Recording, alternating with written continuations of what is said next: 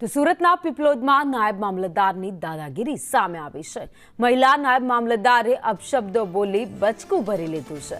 Police કર્મીની પત્નીને અપશબ્દો બોલી ત્યારબાદ બચકું ભર્યું હોવાનો બનાવ સામે આવ્યો છે। બ્યુટી પાર્લરના રૂપિયાની લેતી દેતીમાં આ ઝઘડો થયો હતો। તો સુરતની પીપલોદ પોલીસ લાઇનનો આ બનાવ છે। બે મહિલાઓ વિરુદ્ધ એટ્રોસિટી એક્ટ હેઠળ ફરિયાદ દાખલ કરાઈ છે।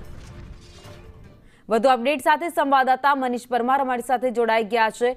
મનીષ, બે મહિલાઓ વચ્ચે બબાલ થઈ ત્યારબાદ બચકું ભરવામાં આવ્યાની ઘટના સામે આવી છે। જી બિલકુલ, વાત કરીએ તો સુરતના પીપલોદ વિસ્તારમાં પોલીસ લાઇન આવેલી છે, જ્યાં ગાડી આ મહિલા છે, બંદેવ છે, તો એક મહિલા નાયબ મામલેદાર છે, જેનો પતિ છે તે પણ પોલીસમાં હોય અને આ જે મહિલા અન્ય જે છે ભોગ બનનાર તેનો પતિ પણ પોલીસની અંદર હોય અને એક જ કોલોનીમાં રહેતા હોય। ત્યારે આ મહિલા જે બ્યુટી પાર્લરનું કામ ચલાવે છે ત્યારે કોઈ રૂપિયા બાકી હોય વારંવાર રૂપિયાની ઉઘરાણી કરતા જે બંને વચ્ચે બોલાચાલી થઈ હતી અને બોલાચાલી ઉગ્ર બની હતી। ત્યારે જે નાયબ મામલેદાર મહિલા છે તેને જે મહિલાને અપશબ્દ કહ્યા હતા અને જાતિ વિશે શબ્દ પણ ઉચ્ચાર્યા હતા। સમગ્ર મામલાને લઈને જે ઝઘડો ઉગ્ર બનતા તે કંટ્રોલ રૂમમાં ફોન કરવામાં આવ્યો હતો અને ત્યાં આગળ પોલીસ પહોંચી હતી અને જ્યાં મહિલાની ફરિયાદના આધારે અત્યારે ફરિયાદ દાખલ કરવામાં આવી છે।